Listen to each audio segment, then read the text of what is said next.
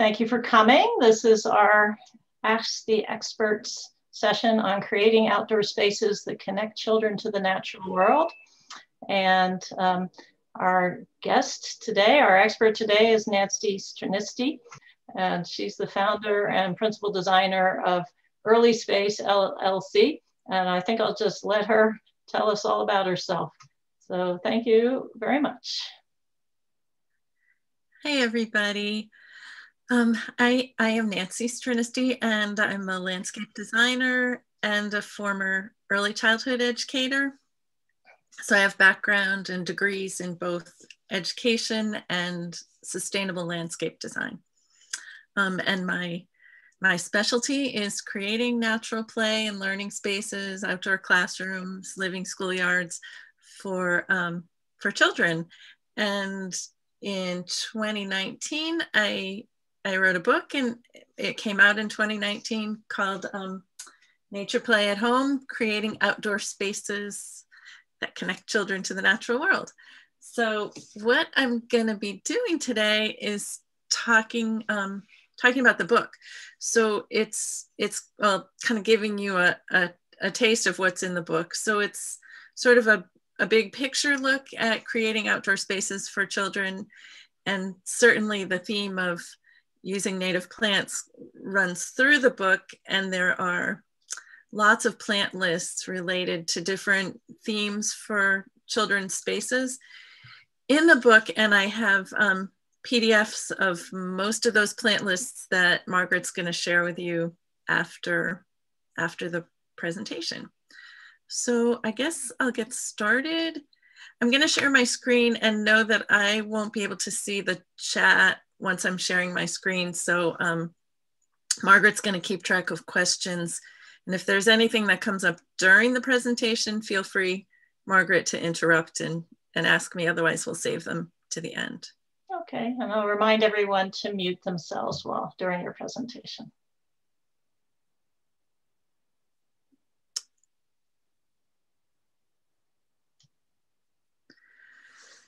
Okay. So is there a way to shut off the little ping when people come in? Yes, there is. I will do that right away. Sorry. Thank you. So you are all here, I assume, because you are parents and maybe professionals who know and care about children. But we all share another kind of expertise, and that is that we are all former children. And so I'm going to start off with an activity to help you get back in touch with what you knew as a child about spaces and places, and to help you remember what was magical. So if you could just close your eyes for a few minutes and settle back and listen. Know that you have within you a deep source of wisdom to which you can turn. Find the child inside of you. Picture yourself. Look down and see your little feet, your small arms and hands. Imagine how it felt to be that busy little person. When you can see yourself as that small person, imagine that you're back in a favorite spot from your childhood, a special place from anywhere, anytime, a place where you might have felt happy or safe or content or free. Remember it. Let your mind take you back there. Think of the details, how it looked, what you could see when you were there, the colors, the light, the objects, the textures. How did it feel? What was above you and below you? Remember the sounds, the smells, the temperature. Think of what you did when you were there, who you were when you were there, and what you liked. And now slowly, when you feel ready, come back to this room and open your eyes.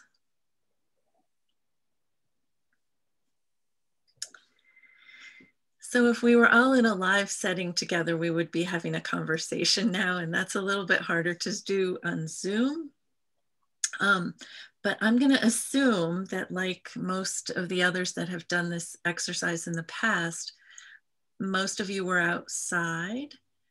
And I didn't tell you to be outside, but I bet that you were.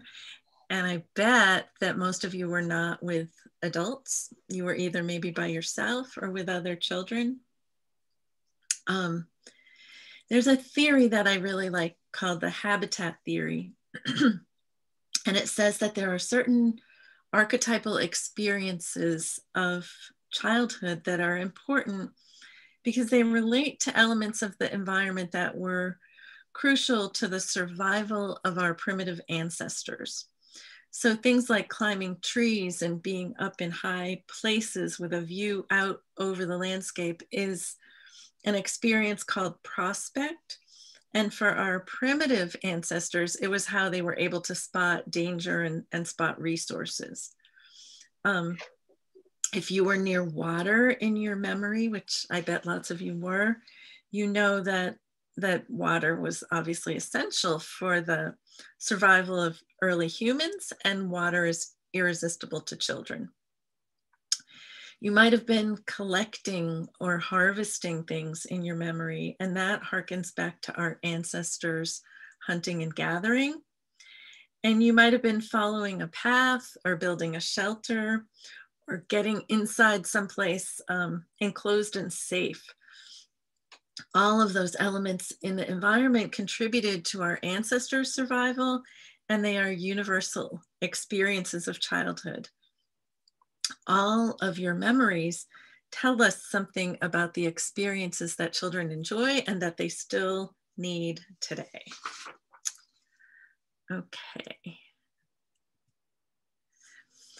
Okay, so I'm going to start off with some research and just talk about a few studies related to children in nature.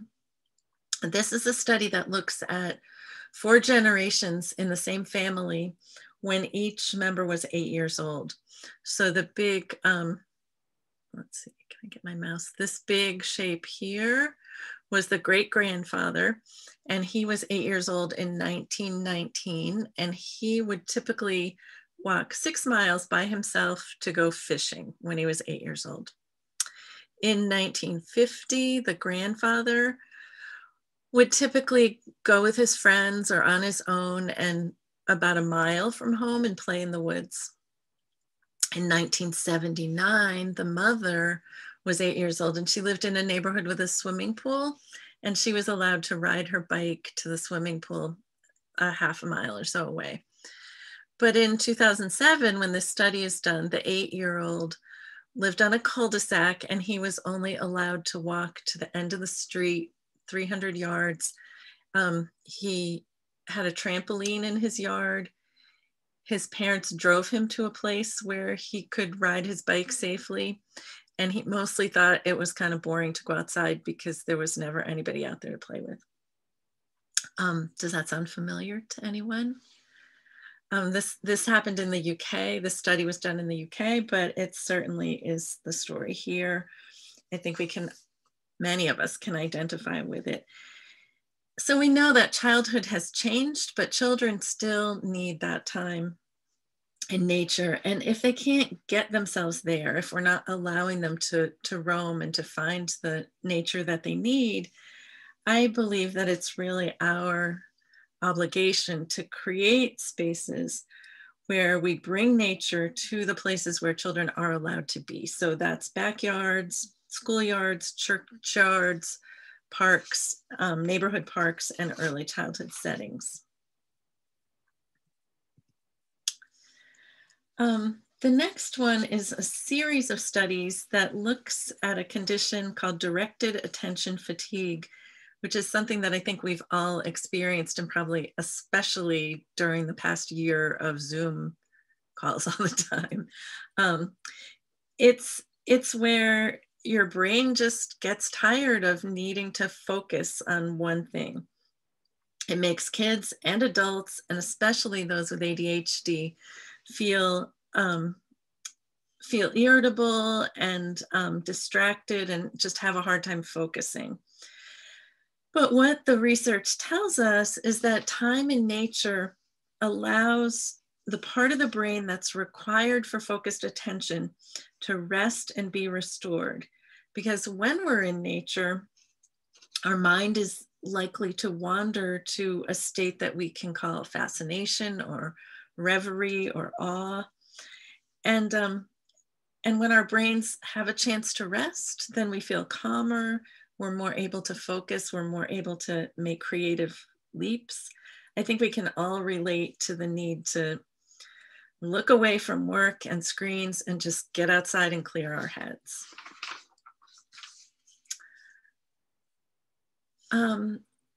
And this study is by the same University of Illinois team, and it shows that teaching lessons outside in nature reduces what's called the number of redirects, which is the number of times that a teacher needed to say, stop talking to your friends and pay attention, focus on what we're doing, was cut nearly in half after an outdoor lesson.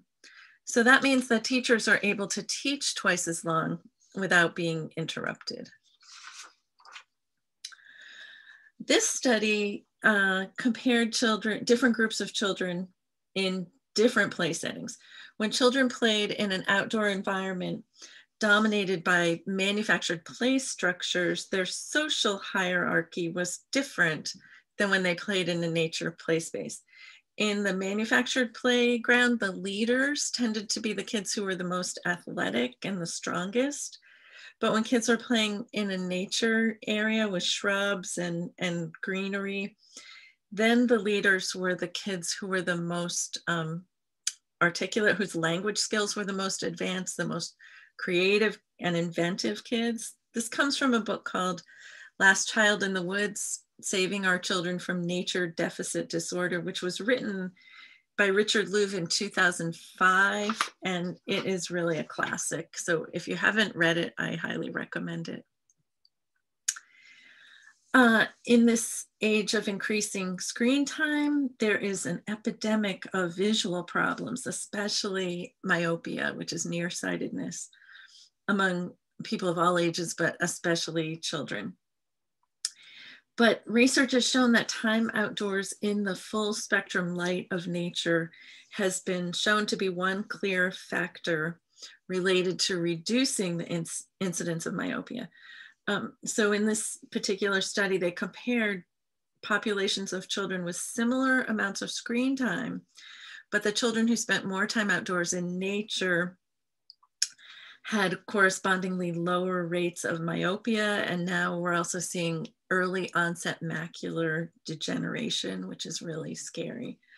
So it's both the full spectrum light and also the opportunity to focus at different distances, looking at leaves way up high on the tree and a little bug in your hand, as opposed to always a screen that's the same distance away. So nature helps children to develop all of their visual muscles. And this is Parks RX, is a program that's in DC, started in DC and Boston and some other cities, and now it's part of the National Park Service, which is actually encouraging doctors and nurse practitioners to prescribe time in nature every day as a way to treat obesity, anxiety, stress. It's all part of what we call ecotherapy. And I believe that based on this research, time in nature should be part of children's IEPs, children with special needs. Studies starting in the 1980s and even before that show that being able to just have a view of nature matters. The earliest studies showed that hospital patients with a view out their window of nature recovered more quickly. Other studies have shown that girls, adolescent girls with a view out their bedroom windows of nature make better decisions. And then there was a study done 2 years ago that compared students in 3 classrooms, one with no windows, if you can believe that, one with windows looking at an urban scene without trees, and one with views out to trees. And they found that kids' test scores were 13% higher in the group with a view to trees. So this study and another study by a person named William Sullivan at the University of Illinois demonstrates that school systems are leaving test score points on the table if they don't invest in trees outside every window and throughout schoolyards. This slide is from my colleagues at Green Schoolyards America, and they did a study looking at how trees shade the schoolyard, and especially asphalt and artificial turf and rubber surfacing when that's in the schoolyard, which helps to mitigate urban heat island effect. And obviously, you guys are an audience who knows this, but the larger the tree, the greater its ability to produce oxygen, sequester carbon, and absorb vast quantities of stormwater. Okay, this is the last bit of research, and this is my favorite one. If you don't already know this, there is a substance called Mycobacterium vacci, which is kind of ubiquitous in the soil. When it comes in contact with your skin, or when the soil is stirred up and you breathe it in, it produces serotonin in your brain. So if you feel happy when you're out digging in the dirt and working in your garden, this is the brain science of what's going on. Okay, so now I'm going to shift over and talk about design and creating outdoor spaces. As designers and educators, parents and professionals, I do believe, as I said earlier, it's our responsibility to provide places where children can connect to nature. So what I really advocate is that we use the outdoor spaces we have to create living schoolyards, backyards, churchyards, early childhood settings, and neighborhood parks. And I have this vision that in the same way we're working to create wildlife habitat corridors, we could be creating nature play corridors that give children wild places to roam through. As a designer, I do believe that spaces speak. And from the very first view into a nature play space, the message should be, this is a space for you. This is a space for children. So what you see in that upper left slide is a child height archway. So that really says, this is a space for you, because adults have to duck down to enter into that space.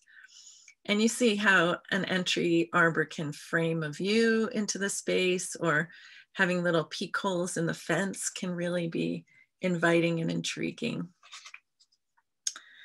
And in the same way, pathways can communicate how to move, whether it's little stepping stones like the picture on the right that tell you to kind of move cautiously and carefully through the garden, or it's a long straight boardwalk pathway that tells you to run, or it's that kind of serpentine gravel path down in the bottom picture that kind of beckons and draws you around the corner. And in terms of surfacing, I'll say that there is no perfect solution, but I see too many parks and schoolyards that are coated in rubber and artificial turf. And those are both petroleum products that introduce potential toxicity to our children and to our ecosystem. So whenever it's possible, I encourage natural surfaces, grass and mulch and dirt, sand, stone, paving, and wood. So also think about the auditory elements at play here, the sound that it makes when you run over that boardwalk, and the sound that it makes when you walk on that, crunchy gravel path. Outdoor rooms, each with their own mood and purpose, are spaces within the space that help a space make sense to children. And thinking about the materials underfoot and overhead and what enclose the space are what define it. Okay, sensory experiences. And by the way, these are all the chapters of the book that I'm using to organize this talk. Sensory experiences can be fascinating and soothing and engaging.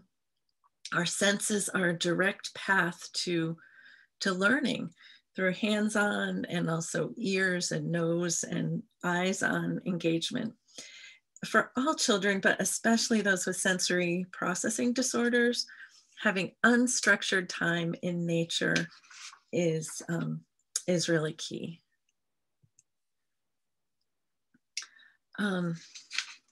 Petrichor, do you know that word? That's one of my favorite words.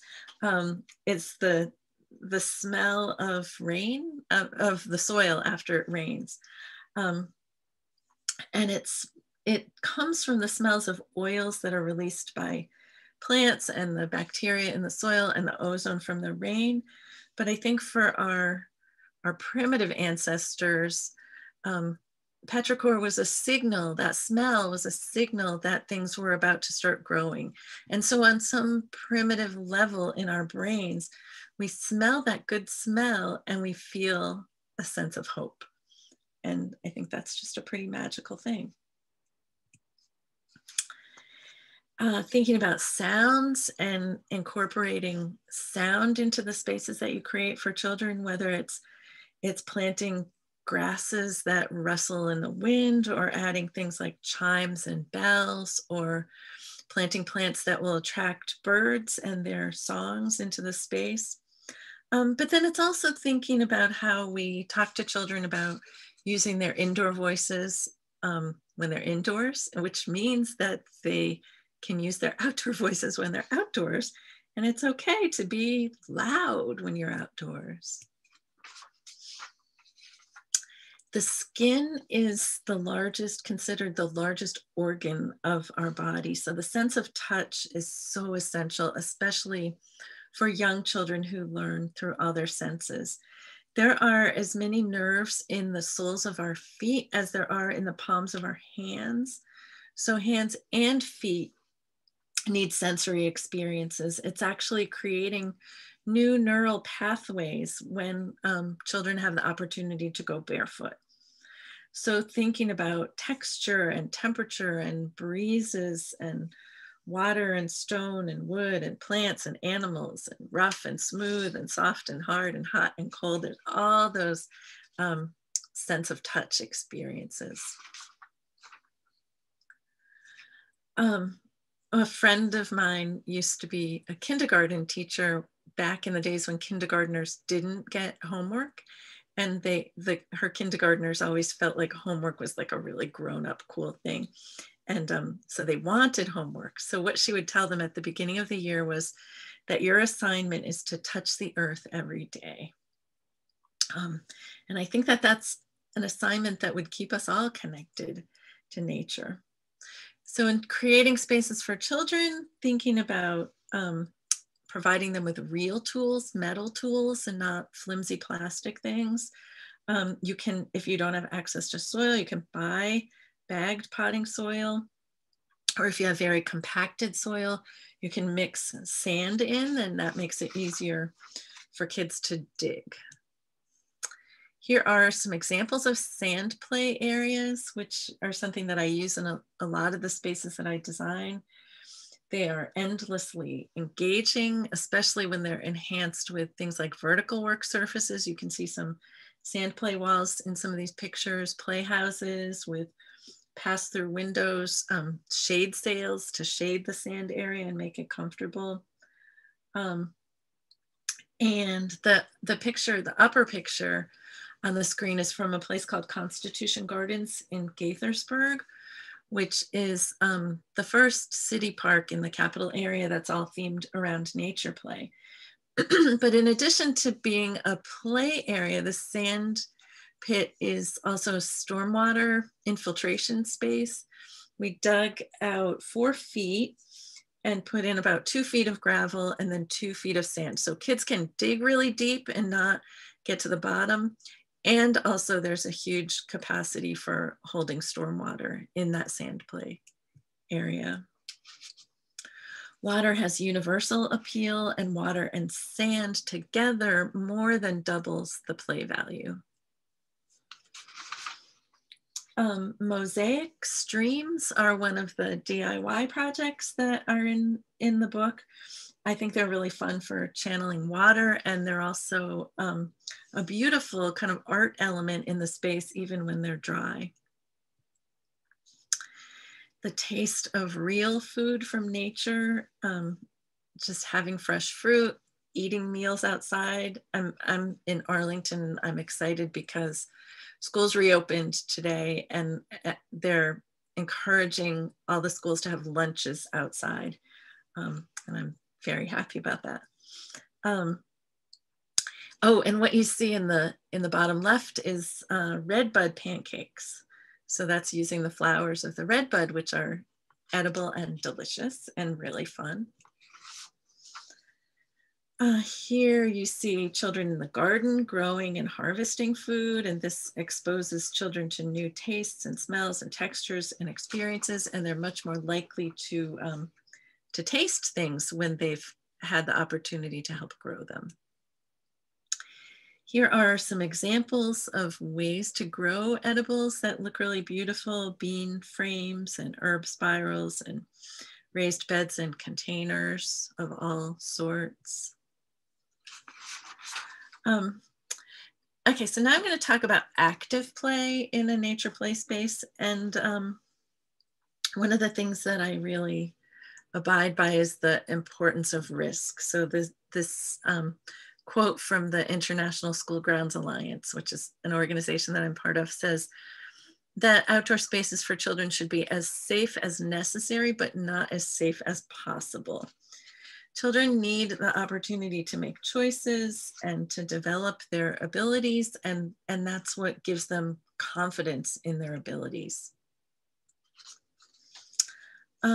Even simple activities can involve a lot of complexity. So when you think about jumping in an outdoor space, it can be jumping off of something or across from one thing to another, or thinking about what you're jumping into. In this case, in the lower left picture, it's sand. I use a lot of recycled tree parts when we have to take a tree down, or you know, a tree comes down somewhere. We often use those as climbing features in the nature play spaces that I design. There are the 5 senses that that we think of as, you know, the ones that I mentioned earlier, but there are also others from the world of sensory motor integration. And this one is called the proprioceptive sense, which is the sense that's used when you're pushing or pulling or lifting. Exerting force against something outside your body helps you to understand where your body ends and the outside world begins. So a child who runs full speed into you and smashes into your legs is a child who's exploring their proprioceptive sense. So having those experiences are really important for developing that. Another one is the vestibular sense, which has to do with your inner ears and your sense of balance. So elements in the environment that let children swing and rock and sway and bounce all help to develop their vestibular sense. And here are some examples of children using their vestibular sense, hanging upside down and having the ability to balance. Variations in topography are a way to make nature play spaces really interesting. So we do a lot of creating hills. And what you see in the picture on the right is my children when they were little. Now they're, you know, all grown up and out in the world. But at that time we lived in a neighborhood that was often under construction, and there were always truckloads of fill dirt or gravel or something being delivered. And it was so fascinating to me what a magnet those piles were to children of all ages. And so I always say that the most play value for the dollar is just to dump a load of dirt in your yard or your schoolyard, because there's a huge amount of play value. But some of the other pictures that you see here are a little more evolved versions of hills, with slides, and there's a tunnel in the picture, in the lower picture, boulders, plants to prevent erosion. So thinking about what elements make up the design palette for a nature play space, it's that sculpting the earth that I talked about, and rocks and tree parts and sand and water, also animals and insects, and then things that help us be aware of cycles of light and weather and seasons. And then of course it's plants. In Doug Tallamy's book, he talks about if you want songbirds in your yard, plant native plants, because that's what has co-evolved with native insects, so they are digestible foods. But also I think if you want to imbue children with a sense of place, think about things like the redwoods of California or the cactus of the Southwest desert, or live oaks and magnolias in the South, and spruces and birches in the Northeast. And we realize that each of those helps us to know where we are. And if it's where we grew up, it helps us to form our identity and create a sense of connection. And here in the Mid-Atlantic, you all know all the native plants in this group, but things like sweet bay magnolia and redbud, and the oaks and maples and beeches in our forests. These are some pictures from Constitution Gardens Park in Maryland that I mentioned earlier in Gaithersburg, where the native plants have a lot of stories to tell. The design team was my firm, Early Space, working with natural resources design.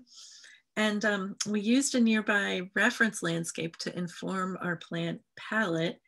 And in the reference landscape, we discovered this relatively rare oak tree called Quercus imbricaria, which is shingle oak, and was growing there. And we hunted down a few shingle oaks and planted those in the park, along with a whole variety of other native plants, native trees and shrubs and grasses and perennials. The picture on the right is Horticulture Hill. It was a sloping part of the park that we filled with native plants.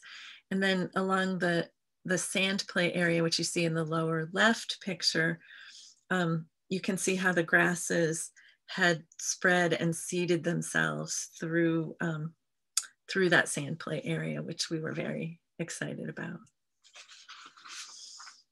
Here are some examples of insect hotels that can be beautiful graphic elements in the space. They need to be properly constructed and cared for, but they can provide habitat for beneficial insects to breed and overwinter, and a great observation place for children. Okay, inspiring imagination. When children use their imaginations, they're trying on different roles, they're learning to take other perspectives, they're exploring power and control. They're developing their problem-solving skills, their sense of empathy, and also their leadership skills and creativity. So the things that encourage pretending are having these open-ended materials, but also child-sized things and real-life objects. These all give children an opportunity to practice their social skills, their conversation. So thinking about what in the space really supports imagination.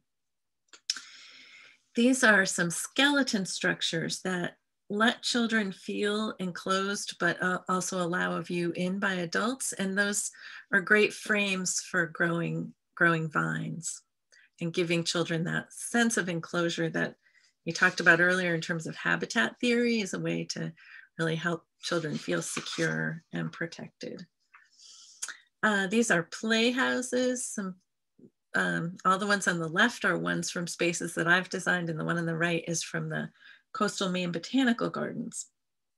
And I always try to have duplicates in the spaces that I design, and we call this village play. And this really helps to increase the amount of language and conversation, cooperation, positive social interaction. Lots of peek through windows are really good for that too. And then you can see that some of these playhouses have living roofs, which is, I think, a way to add softness. On large scales, living roofs reduce impervious surface, and but obviously on little playhouses, they're not making that much of a difference, but it's a good way to, it's a teachable moment if you have signage explaining it, and also I think they're just beautiful. Vehicles are a favorite pretending place, and they can be made of natural materials. So having a real boat, or a boat made out of sticks and tree parts, or a car, are all really fun for pretending. These carved animals for climbing on and pretending add a lot of whimsy, and actually the wood carver is somebody that I work with a lot. So we often do the mascot of a school carved in this kind of whimsical way. So if you want one, reach out to me and I can help you. Miniature worlds are worlds that children can control. They're places where kids can work through their feelings, things like fear and anger, or nurturing and care. They can tell stories, they can create adventures. So thinking about things like fairy houses and gnome homes.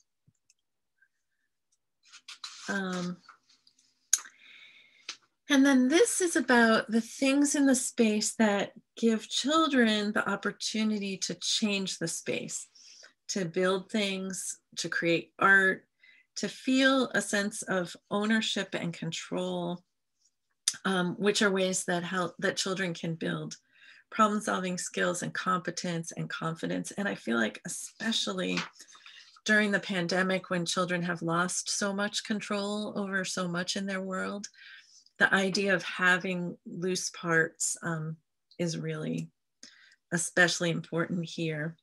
This is another shot from Constitution Gardens, where we had a rain garden in the, let's see, you can't see me when I'm pointing to the screen, can you?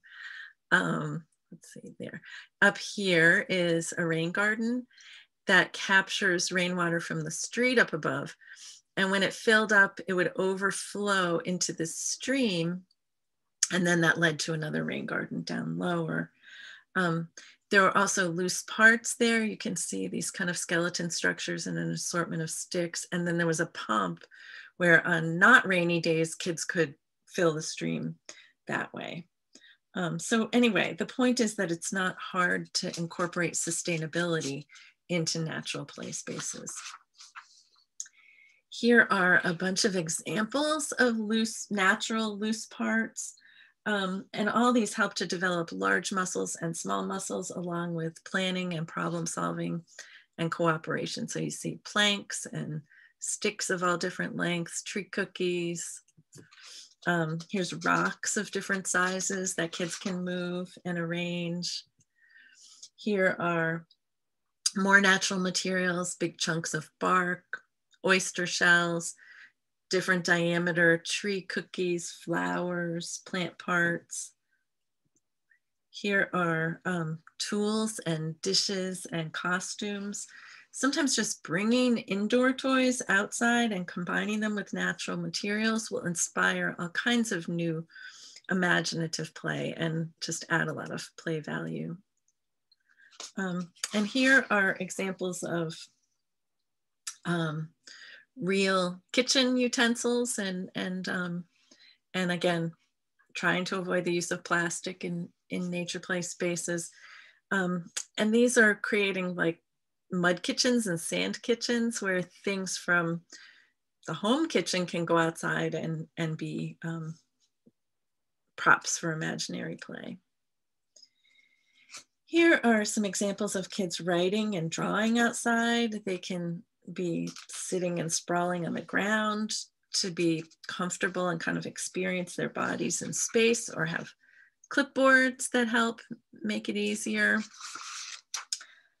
Here are some more examples of creativity outside. Messy activities are perfect outdoors. So here you can see them painting on paper, a big sheet of paper attached to the wall, painting rocks, painting on a mirror, and even painting with your bare feet. Here's some more examples of using natural materials, clay and bamboo sticks and leaves, for creating art outdoors in nature. When children and adults are comfortable outside, then they're more likely to want to go outside and to stay outside. So that means thinking about things like shade and seating and work surfaces and convenient storage and the right clothing to stay warm and dry.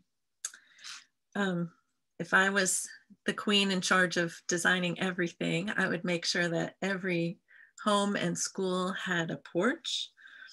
I think these are such important transition spaces between indoors and outdoors, where you can be protected from rain and from sun, but still out in the fresh air. It's a great space for activity to flow out between indoors and outdoors, and it just makes it so much easier to bring things outside.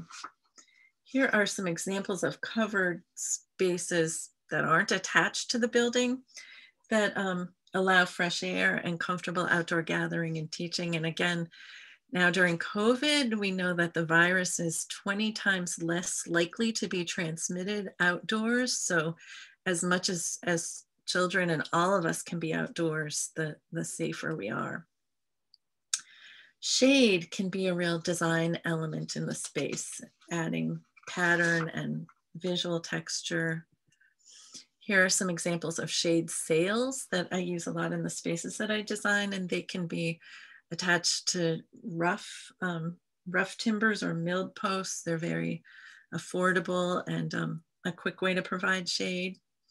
If you have a big tree in your space, think about creating a destination in the space created by the canopy of the tree. So around this Alcova tree, we built this circular bench, and it became a real popular destination, or just moving a picnic table under the tree. Or here is just even a simple circle of stones that doesn't look like much to an adult, but to a child, that is a real invitation. Here are some examples of seating circles for gathering, teaching, meeting, meditation, storytelling, conversations. And they can be as simple as just a circle of logs. It doesn't have to be really complicated. Here are some more examples of vestibular stimulation that I talked about earlier. I love this combination of shade sails and hammocks. And then these are gliders. If you don't have an overhead way to attach a bench swing, gliders are a great way to have that rocking motion. Seating and good work surfaces make it possible to do projects and work outside, as well as having meals outside. And really, I think it's all about equitable access to the gear. More and more often, teachers or PTAs are writing grants and funding whole sets of these wonderful rain suits and rain boots, so that all kids are ready to be outside and comfortable every day. These are in two typical schools in Sweden, where there's washers and dryers in the corridor, racks for boots and rain gear. And that makes it, that's the kind of infrastructure support that you need to make it really work to be outside. Storage outside, just like inside, puts what you need at your fingertips, and this makes everything easier, having what teachers and children need. Okay, so this last segment is I want to talk about how you make it happen. How do you go from a dream to a real space? And this is the last section, so put your questions in the Q&A if you have them. I mean, in the chat, sorry. The first thing when I'm working with schools and community groups is to get everyone involved in the dreaming and in the visioning of what the outdoor space can look like. So we always have a big design charrette where everyone has the opportunity to dream and think and share their ideas. So I love what this child wrote. It says, I want more nature. I want flowers. I want streams. I want butterflies. I want slides, and I want vines. Children can also be involved in the building. So I usually work with contractors to do the big heavy stuff and the more complicated things, but finding ways to get children involved in the building is a really important piece. This was a community building project where we created this tunnel at a schoolyard in Arlington. It was a workshop that we offered where the participants learned how to do straw bale construction and then a living roof on top. And so the participants in the training ended up providing the labor that built the playground.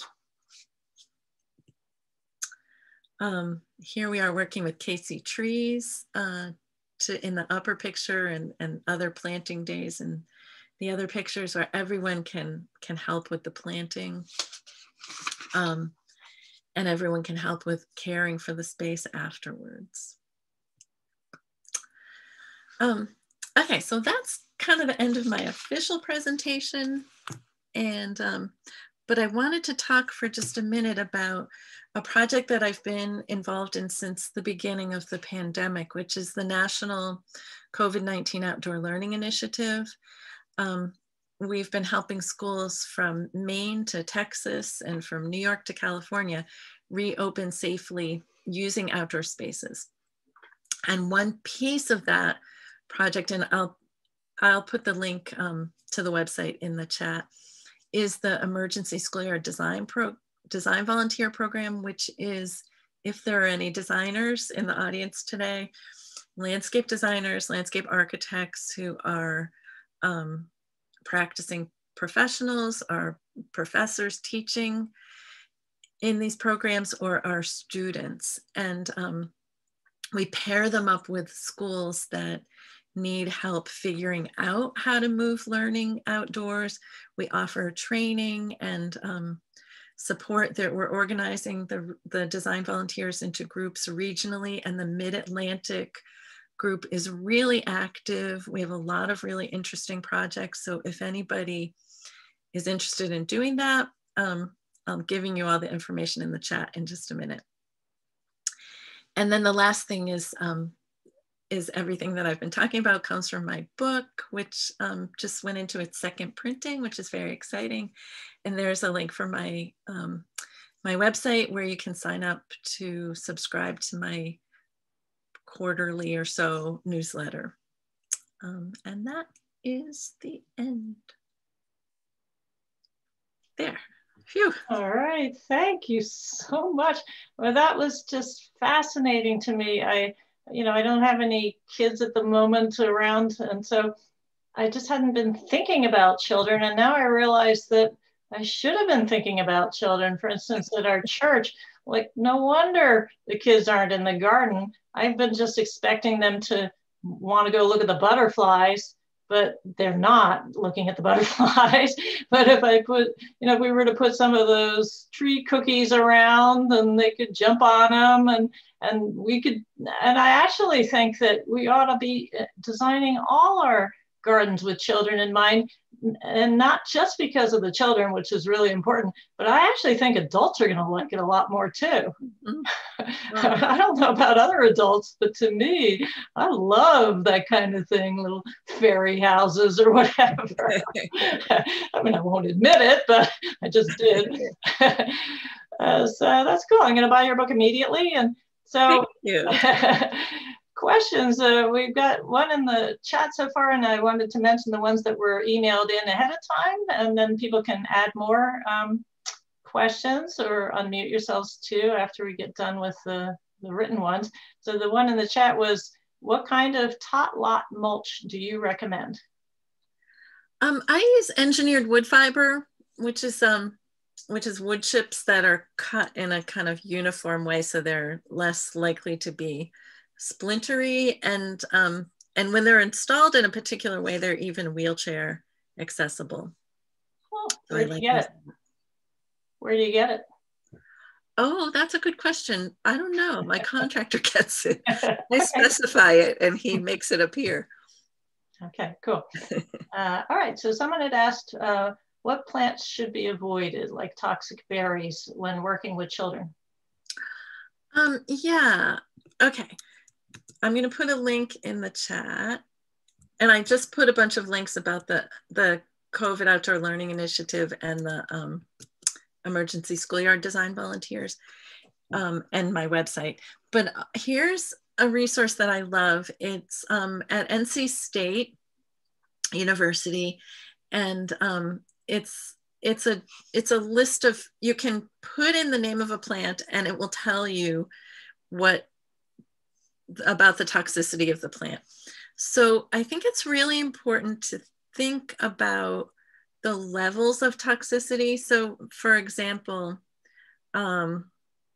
Gelsemium sempervirens, what is that called? Jasmine. Carolina jasmine. Yeah.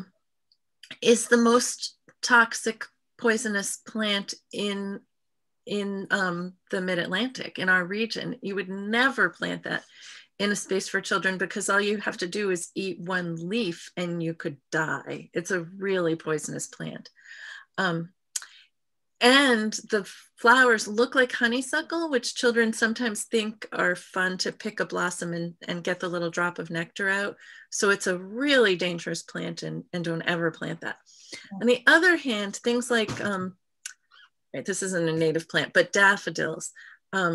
Daffodil bulbs are considered toxic, but who's going to really eat the bulb of a daffodil? And I think you'd have to eat many of them, and it might just make you sick to your stomach, but it wouldn't kill you. So it's really important to think about the level of toxicity. And I think that resource that I gave you from NC State is a great source of information about that. It will explain what parts of the plant are toxic and what symptoms they cause. Okay. And I will send out this chat to all the participants and other people who signed up afterwards. So you don't need to worry about writing it down. All right, so then the question came in, what's the risk of attracting snakes? I know most are good, but we have copperheads and don't really want to make them a happy home. Right, that's true. I don't know. I don't deal with too many. I haven't worked much in places where poisonous snakes are an issue. I mean, I would think that what I have worked with, because I'm more in the city, is vermin and rats. And the approach for that is to think about just eliminating the things that are appealing to them. So, and fencing them out. So sometimes we bury wire mesh in the ground around the perimeter of a play space so they can't tunnel under. And then we limb up the plants or put them up in raised containers so that we're not creating lots of covered area on the ground. And I would think not the wire mesh in the ground for snakes, but eliminating the habitat. So you wouldn't want brush piles and places like that where they would be likely to hang out. All right, and so the same person said, in second, I love the concept of planting natives, but designing the space and choosing the right variety of plants is overwhelming.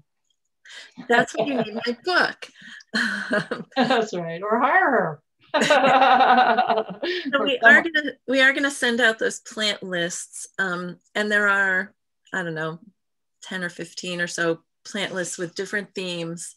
So there's edible plants and fragrant plants and plants with parts to pick and plants for a fairy garden and a giant garden and climbing trees and plants to hold a hillside from erosion. And so there's all those different themes in the book, and you're going to get the PDFs of those. So that, and also in the book, there's lots of instructions for how to think about the space and for DIY projects that you can either do yourself or share with a contractor so that they can do them.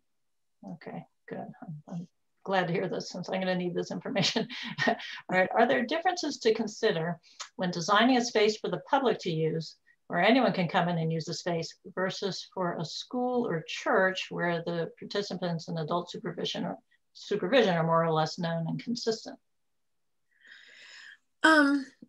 Well, I would say there are differences between backyard play spaces that are on your own property and public spaces, but I wouldn't differentiate so much between a public park and a school, because I think that those are all public spaces, and legally, if a child gets hurt in one of those spaces, you could be liable. So there are guidelines from the Consumer Product Safety Commission on playground equipment and what makes it safe. So it has to do with fall heights and surfacing and entrapment and protrusions and things like that. And I use those same guidelines that are for manufactured equipment to apply to all the things that I put into a public nature play space, so that we're making sure that there are wood chips, engineered wood fiber on the ground around anything that a child could fall off of. And just, it is totally possible to be fully in compliance with the safety guidelines in a nature play space. And are those guidelines in your book, or how do we find them? There are links in my book, but you can Google the Consumer Product Safety Commission, CPSC, playground safety guidelines. Okay. All right, next question was, I'm homeschooling. My backyard has an unused hilly area. How can I think it's convert it to a play area? Yeah, there's lots of things that you can do on a hill. And I showed some images of that. I use embankment slides a lot. I add things like stumps and boulders that provide a place for kids to scramble up and climb up on a hill. I think the big thing that you want to avoid is those spaces getting kind of loved to death and the erosion that all those little feet can cause. So either embedding things like logs and stumps or boulders, or planting deep-rooted, dense-rooted things. I use a lot of Tasmanthium, the river oats, planted on hillsides, because that's a really tough native grass that you really can't get rid of once you plant it. And so I find it does a good job of holding the hillside. People ask about, dogs. I wonder if that would be a good choice for them as well. Okay, then going back to the questions submitted ahead of time. One was suggestions for native plants to include in a sensory garden. Is that on one of your lists? There are 5 lists of plants to include in a sensory garden for. Okay, all righty. Let's see. Well, this isn't about natives, but I'll ask it. Is there a cherry blossom variety that does well in a backyard space? Oh, I think there's lots. But honestly, that is not in the front of my head right now. Can anybody else help with that? I think there are dwarf cherry trees that you can get, yeah. Okay, and then someone was asking about edible plants. What would you suggest?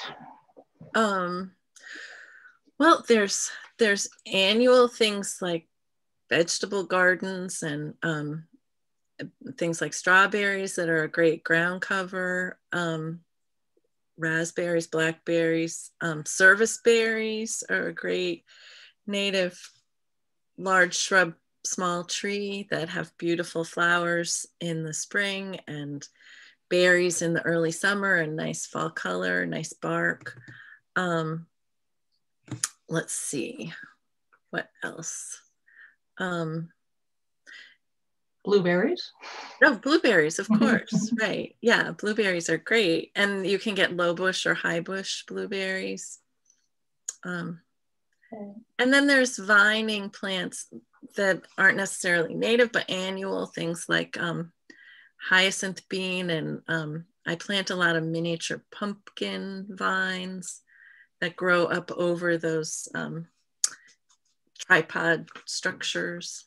So those are really fun. That's a great idea, because they take up too much space on the ground. So you put them up high, and they're miniature so they don't fall down. Exactly. Yeah, they're really fun. That's a great idea. All righty. Does anyone, all right, here's another one. Here we go. Do you have a how-to in the book for some of the structures? Yes, there are. Yes, how to build a tripod. I'm trying not to culturally appropriate and use the word that we're all used to using. So we're calling them conical structures or skeleton structures. There's the instructions for that, and also how to build a bamboo bower. And I love to use bamboo because people are always so happy to have you come and cut it down from their yard if they've got it growing. And there's a lot of really fun things that you can build using bamboo, as well as have it as a loose part for kids to build with. Oh, that's a really good idea. Okay. All righty. Did anyone want to unmute themselves to ask a question? That would be good at this point.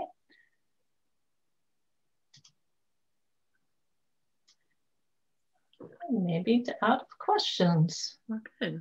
All right, fantastic. I mean, we actually finished on time for a change. Quick question. Yeah, go ahead. Many schools, we already have structures in place that we're trying to that you are trying to recommend, and I think a lot of us are interested in moving away from, right? The rubber kind of stuff. And the thing is, how successful have you been with getting big organizations? I work for Fairfax County Public Schools to kind of move away from that. Are they open to that? Is that been, I would think, a kind of an upward battle? Yeah, there are I would say that the smaller school districts and the private schools are much more adept and agile at switching gears, and big public school systems take a little longer. Mm-hmm. But I've been working with Green Schoolyards America a lot through the pandemic, but also before that. And they have had tremendous success with what we're calling living schoolyards, which is really thinking about the ecological benefits that a schoolyard can have, as well as the academic, physical health, mental health benefits. And I think that that's the doorway in. The other thing that I think is a really compelling way to advocate is through the lens of equity, and that all children need access to nature, and especially the most vulnerable children who, tend to live in apartments, tend to be in Title I schools. And I know in Arlington, where I am, and I think probably in Fairfax, it's the case too, that more of the schools where there's more wealth among the parents, and they're funding things themselves, means that those children are more likely to have school gardens and nature play spaces and outdoor classrooms and things.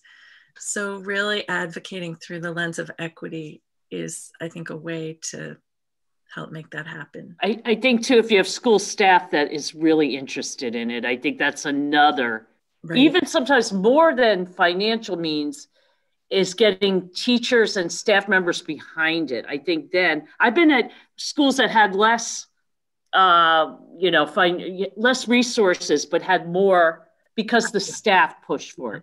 I was at Centerville, which is very good at that. Centerville also in Fairfax, you have Get to Green. Yes. Which is great support for schools that want to do that. And now, Elaine Tolan and Melanie Marin are on your school board. Yes. And they are both alumni of Nova Outside and both huge advocates. So absolutely. Yes. I do have to call up couple of these folks again. I know them from the past, but I'm at a new school now, so getting reacquainted would be great. Yeah, right. And I think that they're there to support you. So absolutely. Yeah, thank you for that advice. Sure.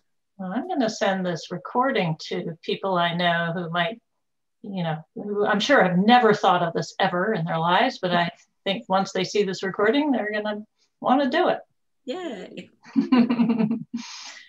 All right. Any other questions then? Okay. All right. Well, Nancy, thank you so much. That was fascinating. This was wonderful. Really loved it, and we'll publicize it as widely as possible. Thank you so much. It was really fun. Thank you all for coming then. See you next time. Bye-bye.